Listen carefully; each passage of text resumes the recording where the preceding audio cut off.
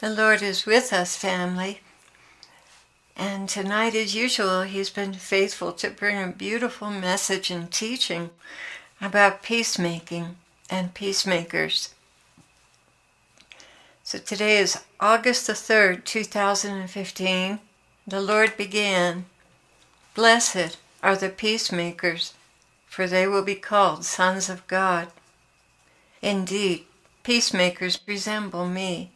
Of all attributes aside from charity, peacemaking is most important to me. Without peace, it is impossible to accomplish anything. Without peace, you cannot foster love. Without peace, men are in a continual downward spiral of death and hopelessness. So this is one of Satan's favorite strategies: steal your peace at any cost, deprive you of your peace. That is why I have promised you the peace that passes all understanding. Anytime your peace is being rattled, you can assume there's a snake nearby. No pun intended. Okay, a rattlesnake. Oh Lord, your sense of humor. When you get rattled, you're dealing with the serpent. Yes, the enemy is taking territory from you unless you're very observant and nip it in the bud.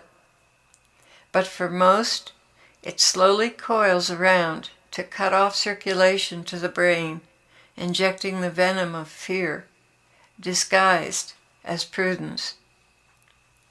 When I visit a soul, I bring peace. Whether you are aware of why you feel peaceful or not, my peace surpasses all understanding and all events. In the midst of tragedy, my peace can descend and bring order out of chaos. The dark forces you speak about, their entire agenda is to foster strife, confusion, and chaos. For I am not a God of confusion, but of peace.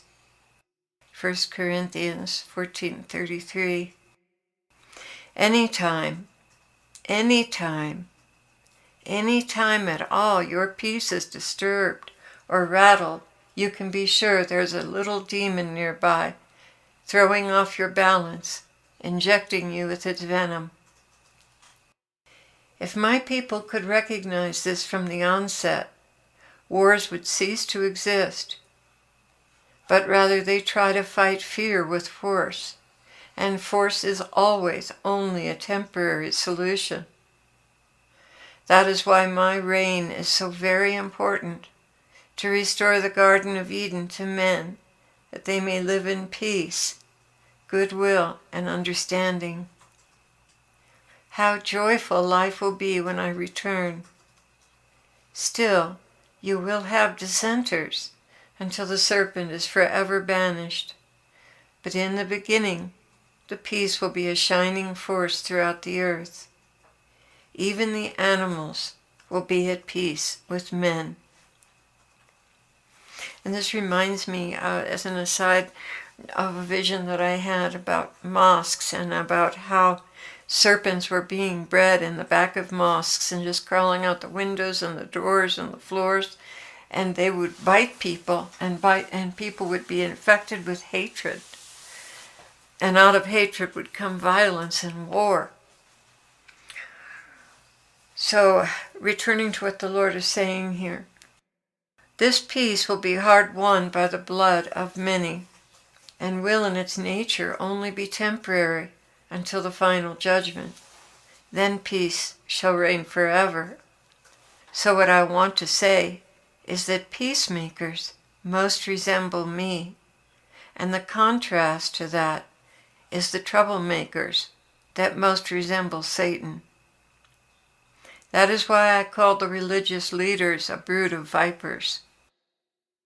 They pretended peace on the outside, with long flowing garments woven with golden tassels, but inside they were ravening wolves, seeking how to destroy anyone or anything that challenged their authority and rule.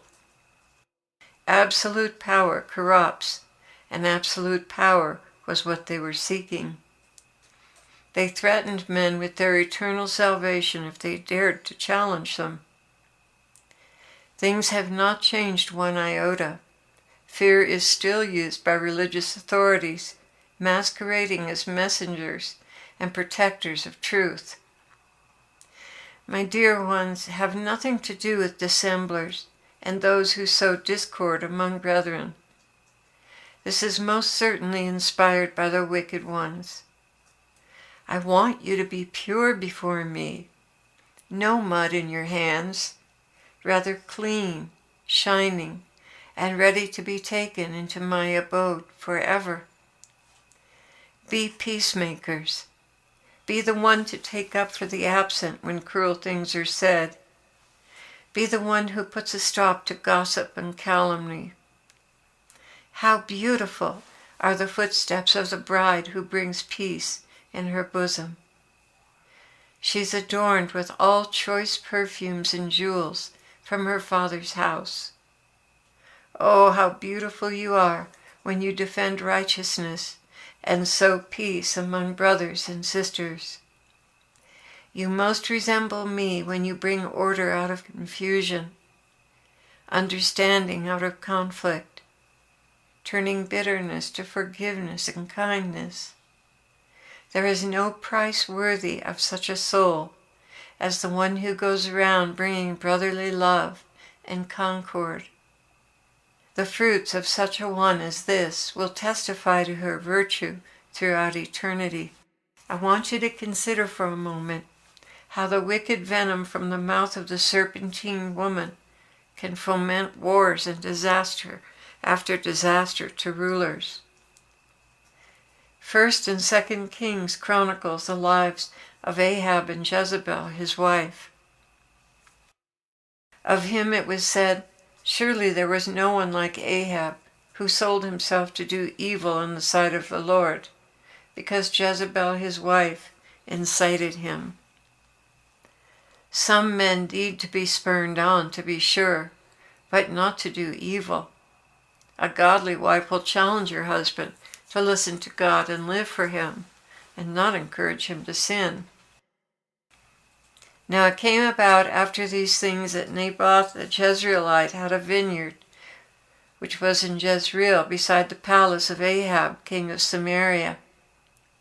Ahab decided he wanted Naboth's property, so he went to him and said, "Give me your vineyard, that I may have it for a vegetable garden, because it is close beside my house, and I will give you a better vineyard than that in its place, if you like. Or if you like, I will give you the price for it in money."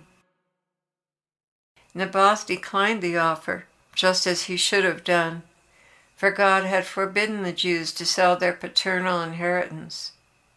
Naboth was simply obeying the law of the Lord. So Ahab came into his house, sullen and vexed, because of the word which Naboth the Jezreelite had spoken to him. And he lay down on his bed and turned away his face and ate no food. Jezebel found Ahab sulking in his bed and said to him, "How is it that your spirit is so sullen that you're not eating food?" So he explained to her how Naboth refused to let him have his vegetable garden. She replied, "Do you now reign over Israel?" In modern terms, that might sound more like, "Don't you know that you're the king? You can take anything you want." By the way, the commentary in between the story is by Richard Strauss, a pastor that has gone on to be with the Lord. The story continues. "Arise, eat bread, and let your heart be joyful. I will give you the vineyard of Naboth the Jezreelite." She planned to commit a hideous crime. She was going to pay 2 false witnesses to testify that they heard Naboth blaspheme God and the king, so that both he and his sons would be stoned to death, and the king would be free to lay claim to his land. She was going to teach Ahab her philosophy of life, Take what you want and destroy anyone who stands in your way. And Ahab did not have the courage to stop her. But the story's not over. These two were self-willed to the end. Elijah met Ahab in Naboth's vineyard and pronounced God's judgment on both him and his wife for their wicked deed. It was several years later when that judgment came on Ahab, and it too is a story of self-will. The incident started over a city east of the Jordan called Ramoth-Gilead, which Ahab said belonged to Israel, but was still in the hands of Syria. When Jehoshaphat, king of Judah, came to visit Ahab, he asked him if he would go to battle with him from Ramoth-Gilead. Jehoshaphat agreed, and so this wicked man met his death on the battlefield when a nearly impossible and perfect shot pierced the tiny space between his plates of armor, and he was killed in battle. So, here we have a story of a man and a woman who are very self-willed, and she urged him on to be more self-willed and to just eventually indulging that self-will brought on his death in battle. And then the Lord brought these two incidents up with Jezebel and Ahab, and then Nabal, Abigail, and David was the next thing he brought up. Contrast this with Nabal, Abigail, and David. The balm from the virtuous woman can forestall disaster and reunited the alienated and estranged. Now, mind you, that whole incident with Ahab and Jezebel spawned a bunch of rulers that were just as wicked and evil as Jezebel was. So it really ruined the nation with Baal-worshipping rulers that brought the country down continually and left it in disorder. And this was all going back to this woman, Jezebel, who married Ahab and had a wicked tongue. Now, in the story of Nabal, Abigail, and David, this is what happened. A certain man in Mon, who had property there at Carmel, was very wealthy. He had 1,000 goats and 3,000 sheep, which he was shearing in Carmel. His name was Nabal, and his wife's name was Abigail. She was an intelligent and beautiful woman, but her husband was surly and mean in his dealings. While David was in the wilderness, he heard that Nabal was shearing sheep.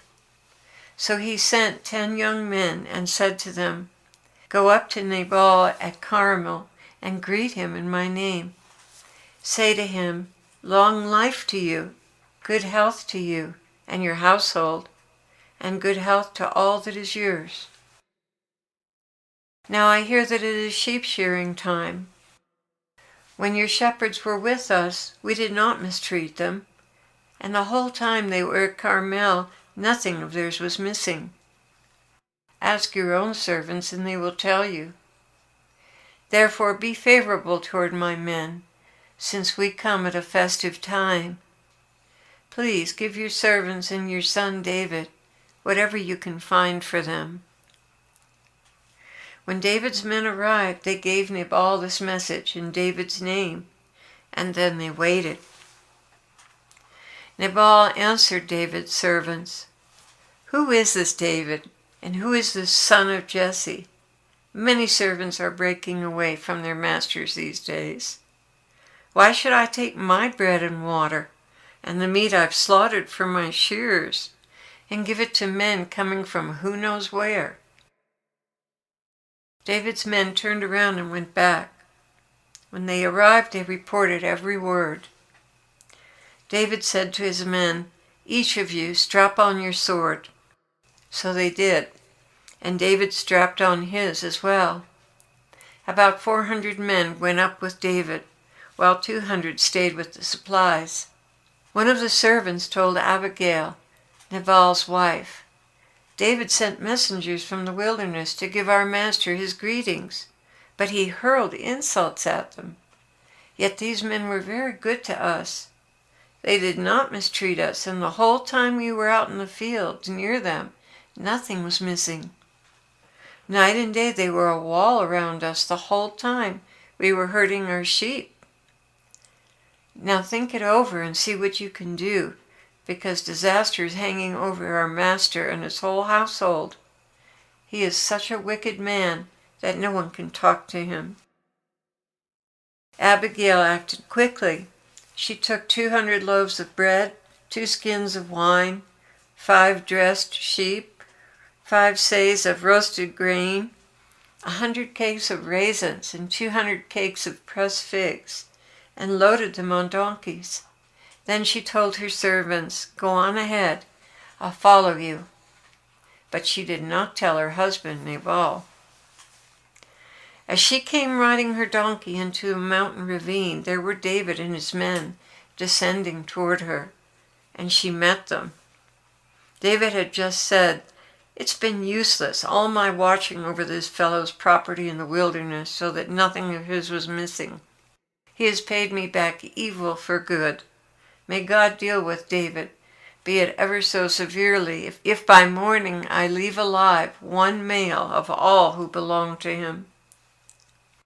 When Abigail saw David, she quickly got off her donkey and bowed down before David, with her face to the ground. She fell at his feet and said, "Pardon your servant, my lord, and let me speak to you. Hear what your servant has to say. Please pay no attention, my lord, to that wicked man Nabal. He is just like his name. His name means fool, and folly goes with him. As for me, your servant, I did not see the men my lord sent. And now, my lord, as surely as the Lord your God lives, and as you live, since the Lord has kept you from bloodshed and from avenging yourself with your own hands, may your enemies and all who are intent on harming my lord be like Nabal. And let this gift which your servant has brought to my lord be given to the men who follow you. Please forgive your servant's presumption.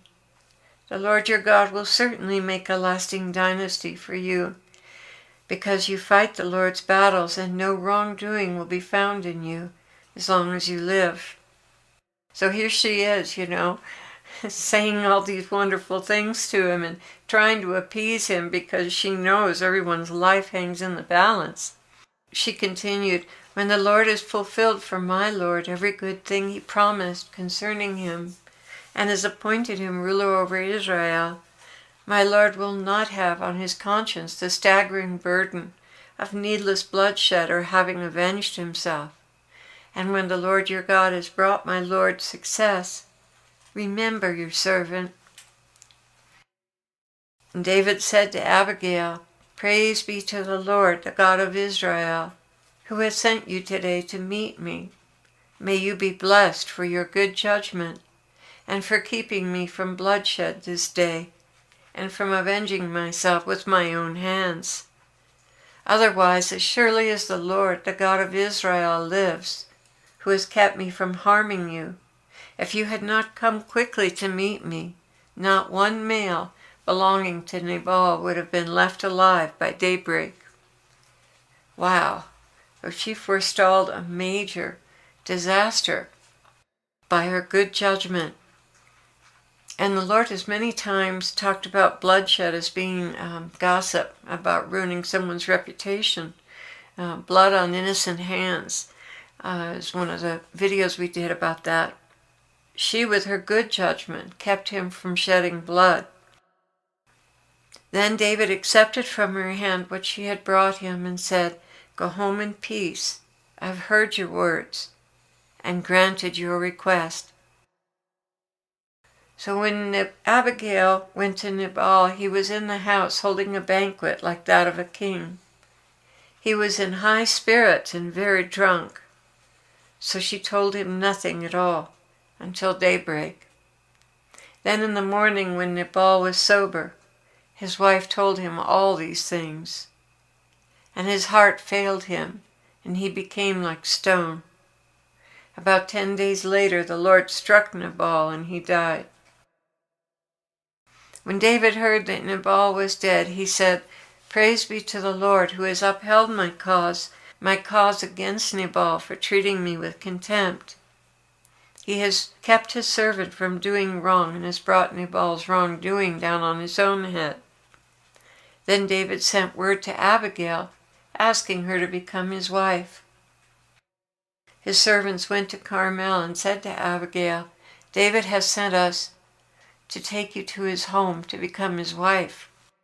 She bowed down with her face to the ground and said, "I am your servant and am ready to serve you and wash the feet of my Lord's servants." She quickly got on a donkey and, attended by her 5 female servants, went with David's messengers and became his wife. So, what a difference between the blessings that this woman brought on and saved her whole household from demise by her good judgment and her goodwill, and rushing in between as an intercessor to bring peace, a true peacemaker. And you contrast that with wicked Jezebel, who was constantly fomenting trouble and was pushed to her death by her own servants and trampled under the hoofs of a horse, and her remains were left for the dogs to eat. What a contrast between the two stories and the two women, and the effect that they had.